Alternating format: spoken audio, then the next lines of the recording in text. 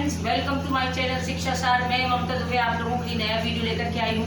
आज हम BSc third year के जूलॉजी के जेनेटिक्स के कुछ इंपॉर्टेंट क्वेश्चन देखेंगे जो आपके एग्जाम के पॉइंट ऑफ व्यू से आपके लिए हेल्प करेंगे और आप उनको पढ़ करके अच्छे से नंबर ला सकते हैं।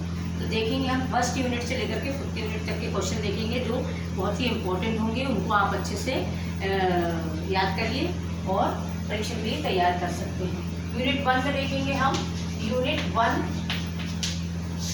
में पहला क्वेश्चन नंबर 1 हम देखने वाले हैं। मेंडल के अनुवांशिकी के नियम, जो 3 नियम मेंडल्स ने दिए थे, प्रभाविता का नियम या डोमिनेंस नियम, और सेकंड है आपका सेग्रीगेशन या जिसको हम पृथक्करण का नियम बोलते हैं, और थर्ड लॉ है जो इंडिपेंडेंट असॉर्टमेंट, जो स्वतंत्र अभिव्यंजन का नियम है। तो ये 3 नियम आपको पढ़ने हैं पहले यूनिट के पहले टॉपिक में। तो मेंडल के अनुवांशिकता के नियम को समझाइए। तो मेंडल के आनुवंशिकी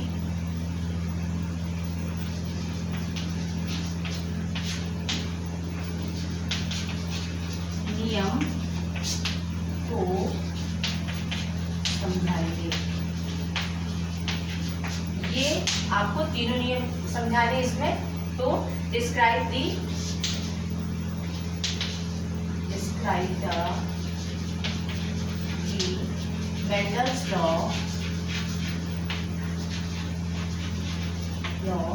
ऑफ हेरिडिटी।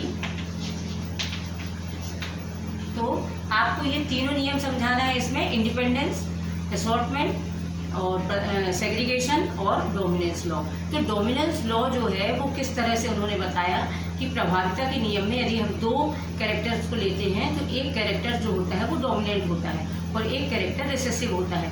तो इस तरह से इंडिपेंडेंस लॉ भी है और सेग्रीगेशन भी है। सेग्रीगेशन मीन्स पृथक्करण, कि कैसे 2 जो कैरेक्टर होते हैं, 2 कैरेक्टर के एलील्स होते हैं, वो अलग अलग F2 पीढ़ी में अलग हो जाते हैं और डोमिनेंस का भी प्रभाव दिखता है और रेसेसिव का भी प्रभाव दिखता है। इसी तरह से इंडिपेंडेंस असॉर्टमेंट में भी जब F2 जनरेशन में देखते हैं, यदि हम डबल कैरेक्टर के कैरेक्टर लेते हैं उसमें मेंडल्स के नियम में, जैसे डाई हाइब्रिड क्रॉस का एग्जाम्पल हो जाएगा उसमें, और इंडिपेंडेंस असॉर्टमेंट में डाई हाइब्रिड क्रॉस, और सेग्रीगेशन में आपका मेंडल्स का मोनोहाइब्रिड क्रॉस होगा।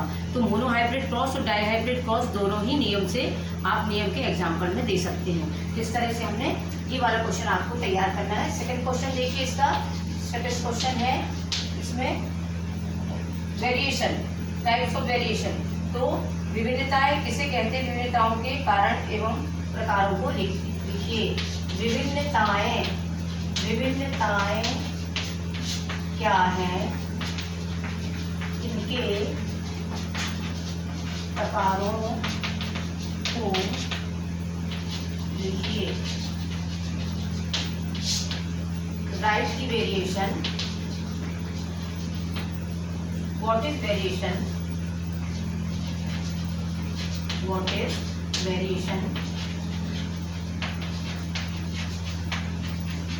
व्हाट इज वेरिएशंस, वेरिएशन क्या है और उसके प्रकार, टाइप्स ऑफ वेरिएशन,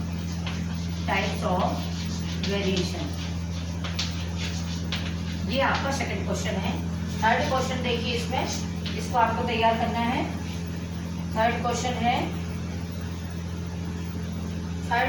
में आपको इसमें मेंडल्स के जो मेंडल्स ने जो नियम दिए थे, उन नियम को उन्होंने किस प्लांट पर उसको अप्लाई किया। तो किस प्लांट पर उन्होंने इसका एक्सपेरिमेंट किया। तो what is experiment in plant, तो कौन से प्लांट पर उन्होंने एक्सपेरिमेंट किया। इस क्वेश्चन को आप कर सकते हैं। इसको जरूरी नहीं है ये आ जाए परीक्षा में, लेकिन ये 2 क्वेश्चन तो आपके लिए इम्पोर्टेंट है। और तीसरा क्वेश्चन है आपका, इसमें हम एक चीज और देखेंगे कि मेंडल्स ने किस तरह से डाई हाइब्रिड क्रॉस को आप सेपरेट कर सकते हैं इस तरह से। Describe the dihybrid cross,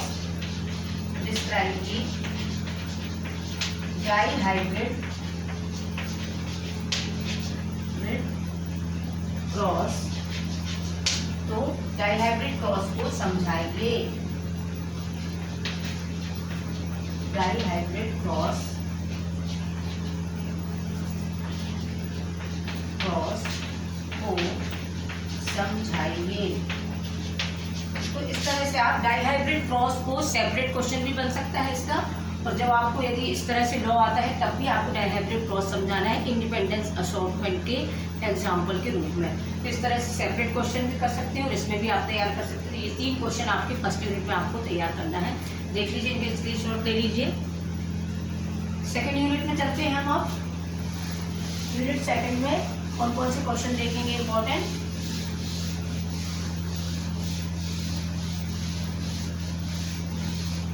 unit second का फर्स्ट क्वेश्चन आपका हो जाएगा न्यूक्लिक अम्लों के प्रकारों का वर्णन कीजिए। Nucleic अम्लों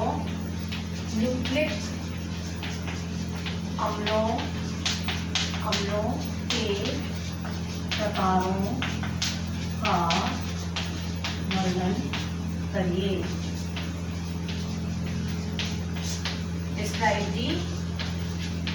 describe the types of nucleic acid। Nucleic acid क्या है और न्यूक्लिक एसिड कितने प्रकार के होते हैं। न्यूक्लिक एसिड हमें पता है 2 प्रकार के होते हैं, एक होता है डीएनए और एक होता है आरएनए।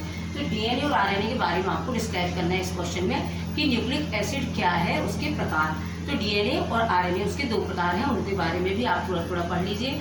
और यदि इस तरह का क्वेश्चन आता है तो आपको डीएनए के बारे में भी थोड़ा सा बताना पड़ेगा और आरएनए के बारे में भी थोड़ा सा लिखना पड़ेगा। तो डीएनए और आरएनए न्यूक्लिक एसिड के प्रकार हैं। तो ये आपका पहला क्वेश्चन बनता है। सेकंड क्वेश्चन देखेंगे हम इसमें। एक सेकंड मैं थोड़ा सा ब्रेक लेती हूँ।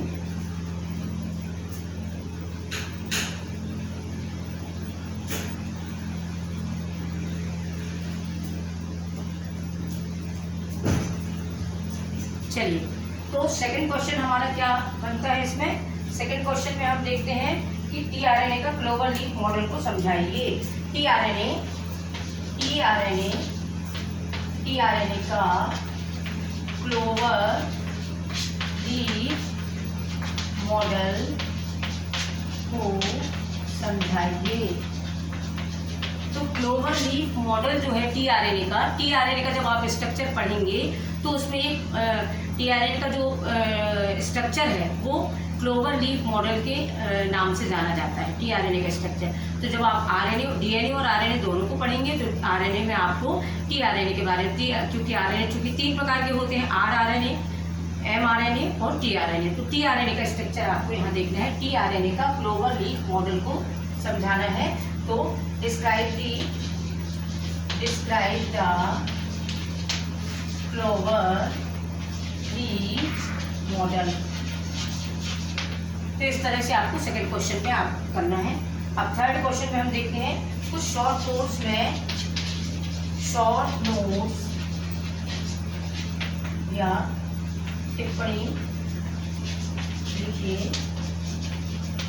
ये क्वेश्चन इम्पोर्टेंट है, इनको आप जरूर करेंगे solve.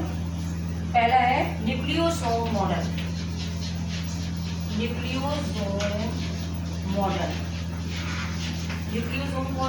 Second genetic code. Third है इसमें आपका स्यूडोजीन।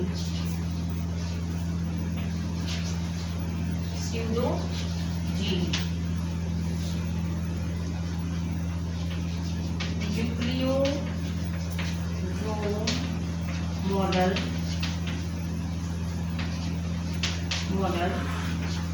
जेनेटिक कोड और आपका स्यूडोजीन। तो ये 3 टॉपिक है आपके पास में। न्यूक्लियोसोम मॉडल क्रोमोसोम का जब प्रोटीन के साथ उसका स्ट्रक्चर बनता है तो वो एक तरह का न्यूक्लियोसोम मॉडल कहलाता है। कि क्रोमोसोम जब उसमें रैपिंग होती है उसकी किसमें प्रोटीन के साथ में, तो वो एक न्यूक्लियोसोम मॉडल कहलाता है। तो उसके बारे में आपको पढ़ना है इसमें न्यूक्लियोसोम में। और जेनेटिक कोड आपको पता है जब 3 न्यूक्लियोटाइड मिलकर के एक कोड को फॉर्म करते हैं तो वह इसी तरह से जेनेटिक कोड बहुत सारे होते हैं, इनके बारे में आपको लिखना है। स्यूडोजीन्स क्या होते हैं, ऐसे कौन से जीन्स हैं जो स्यूडोजीन्स की तरह वर्क करते हैं। वो कहलाते हैं स्यूडोजीन्स। तो स्यूडोजीन्स के बारे में पढ़ना है। इसमें आपका सेकेंड यूनिट में ये आपके 3 क्वेश्चन बनते हैं, इनको आप जरूर करिए, देख लीजिए इसको। अब हम अगली यूनिट पे चलते हैं, थर्ड यूनिट, यूनिट 3। यूनिट 3 के क्वेश्चन देखते हैं।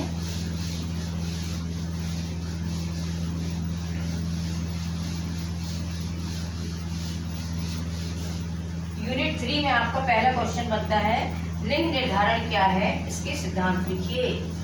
लिंग निर्धारण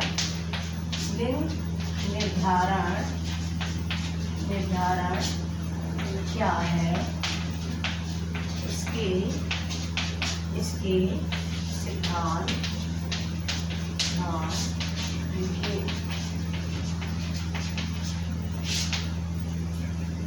sex determination, describe what is sex determination and theories of sex determination. What is sex determination?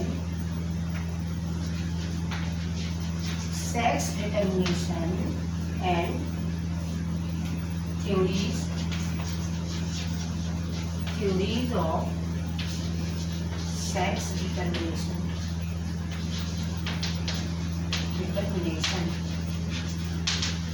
तो ये क्वेश्चन आपका किससे, सेकंड टॉपिक से लिया गया है कि सेक्स डिटर्मिनेशन क्या होता है। सेक्स डिटर्मिनेशन का मतलब है निर्धारण कि ह्यूमन बीइंग में 2 तरह के सेक्स होते हैं, एक्स और XY। तो आपको इस तरह से सेक्स डिटर्मिनेशन को समझाना है यहाँ पर, और सेक्स डिटर्मिनेशन के सिद्धांत लिखना है आपको कि वो किस तरह से वर्क करता है। अगला क्वेश्चन देखेंगे हम इसमें, right short notes. Question number 2, short note में आपको देखना है, पहला है हीमोफीलिया।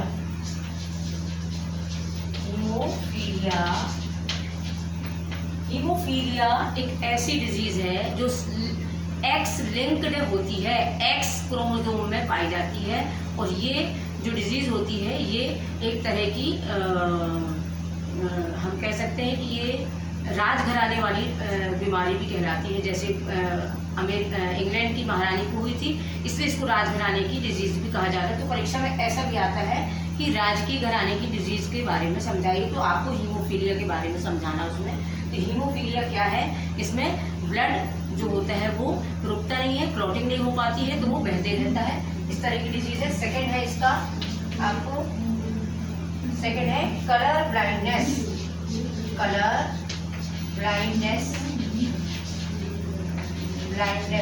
यह भी एक तरह की कलर वाली बीमारी है। जैसे आपको रेड कलर और ब्लू कलर में भेद करना नहीं बनता है, तो ये कलर ब्लाइंडनेस डिजीज और हीमोफीलिया डिजीज को आपको अच्छे से तैयार करना है दोनों। अगला है आपका क्वेश्चन नंबर 3, इसको देख लीजिए।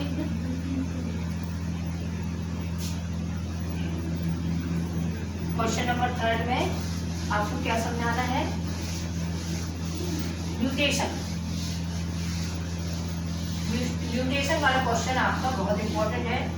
क्वेश्चन नंबर 3, म्यूटेशन क्या है, इसके प्रकार। म्यूटेशन क्या है, इसके प्रकारों को लिखिए। तो व्हाट इज म्यूटेशन,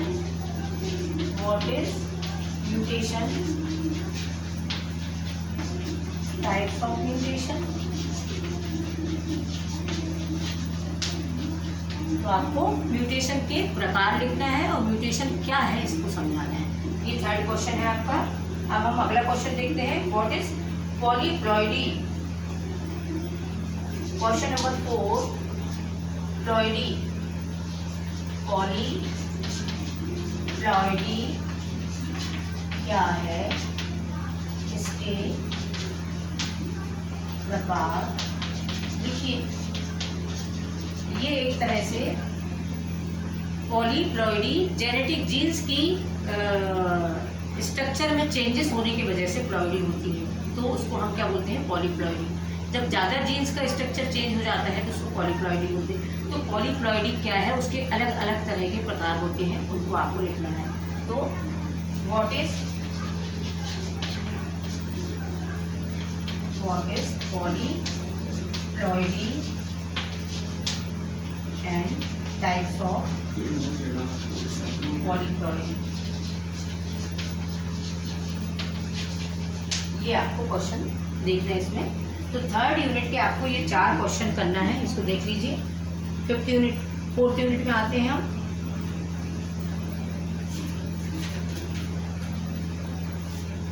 मैं इसको मिटा दूं। 4th यूनिट में आएंगे हम। यूनिट 4 का क्वेश्चन नंबर 1, मानव जीनोम परियोजना क्या है? मानव जीनोम परियोजना क्या है, समझाइए। Human, describe the human genome, describe the human genome project. तो ये क्वेश्चन आपका पहला क्वेश्चन 4th यूनिट से है। ये 4th यूनिट का ये क्वेश्चन बहुत इंपॉर्टेंट, इसको आप जरूर करिएगा। सेकेंड क्वेश्चन है RH फैक्टर।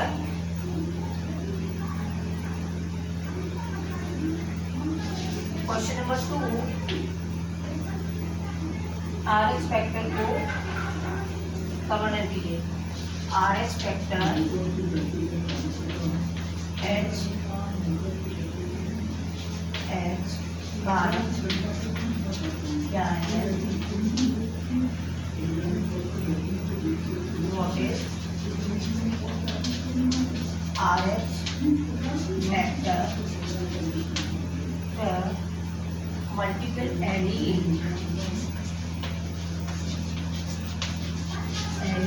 तो ये आपको RH फैक्टर के बारे में बताना है कि RH फैक्टर हम देखते हैं नेगेटिव और पॉजिटिव होता है हमारे ब्लड ग्रुप में। ये ब्लड ग्रुप से रिलेटेड क्वेश्चन है RH फैक्टर, कि आपका ब्लड ग्रुप RH नेगेटिव है या RH पॉजिटिव है। इसी फैक्टर के अकॉर्डिंग हमें पता चलता है कि हमारे ब्लड ग्रुप में कौन सा फैक्टर उपस्थित है, पॉजिटिव है या नेगेटिव है। तो इसको आपको तैयार करना है RH फैक्टर में। निम्न को समझाइए। शॉर्ट नोट्स में आपको कुछ क्वेश्चन लिख करना है। शॉर्ट नोट्स, पहला है down syndrome. Down syndrome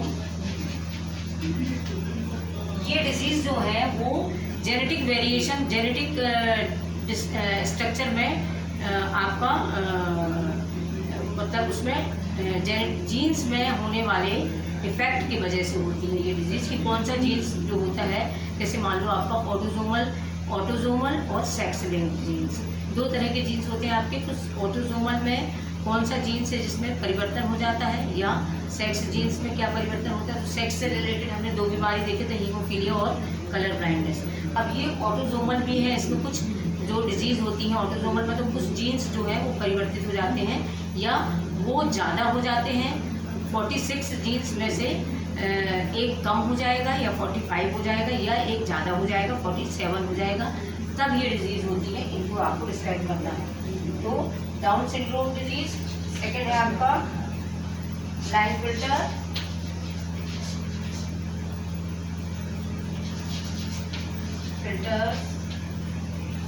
syndrome. Third है आपकी सिकल सेल एनीमिया।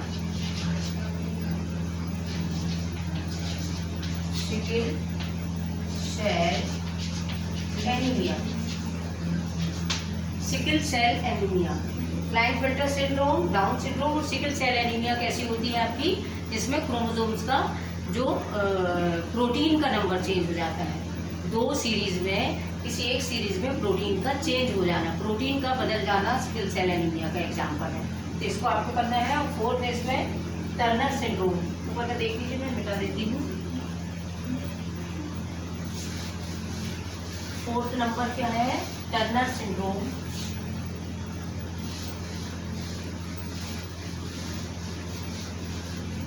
फोर्थ है टर्नर सिंड्रोम, इसको आपको करना है। अब ये हुए हमारे 4th यूनिट के क्वेश्चन। इट को अब हम 5th यूनिट के क्वेश्चन करने वाले हैं।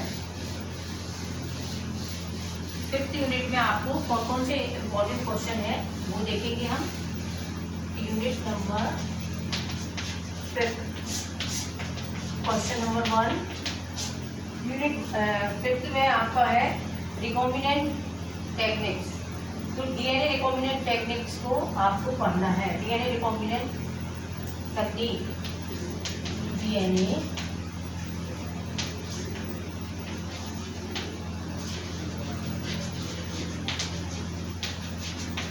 तकनीक या DNA recombinant technology, DNA recombinant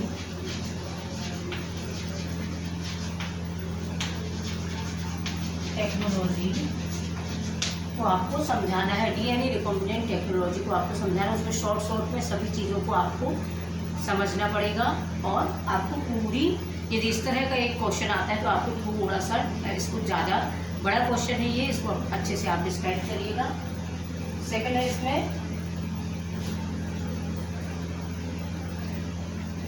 gene library क्या है। Question number 2, gene library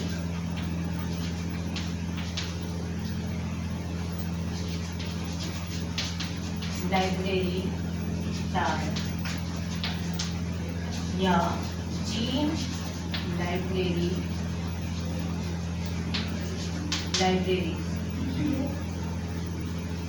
what is gene library, what is gene library. अगला क्वेश्चन है क्वेश्चन नंबर 3 में हम शॉर्ट नोट्स में क्या क्या पढ़ने वाले हैं। शॉर्ट नोट्स में आपको क्या क्या लिखना है। फर्स्ट है इसका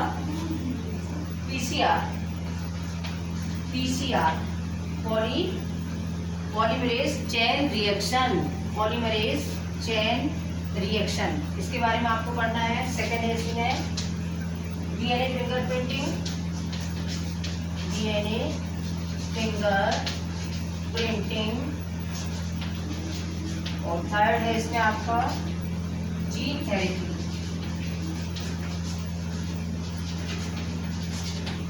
ये आपके 5 यूनिट के क्वेश्चन कंप्लीट होते हैं। 5 यूनिट में आपको इतने क्वेश्चन आपको अच्छे से करने हैं, देख लीजिए इसको। तो ये क्वेश्चन आपको 5 यूनिट के क्वेश्चन मैंने दी हुई इम्पोर्टेंट क्वेश्चन जो आपको एग्ज़ाम के लिए तैयार करने हैं। और आगे मैं और भी वीडियो बनाऊंगी और उसमें इन्हीं सभी क्वेश्चन को थोड़ा थोड़ा मैं डिस्क्राइब करूंगी या समझा दूंगी, तो आप लोग उसका वीडियो भी देख लीजिएगा। तो ये आपको, यदि मेरा चैनल अच्छा लगता है तो इसको, यदि नए बच्चे हैं जो देख रहे हैं तो वो मेरे चैनल को सब्सक्राइब कर लीजिए, लाइक करिए और शेयर करिए और बच्चों तक पहुंच जाए, जिससे बच्चों को परीक्षा के लिए हेल्प मिले। और यदि आपको मेरा चैनल अच्छा लगता है तो ज़रूर सब्सक्राइब करिए, आगे के वीडियो के लिए आपको हेल्प मिलेगी। Thank you.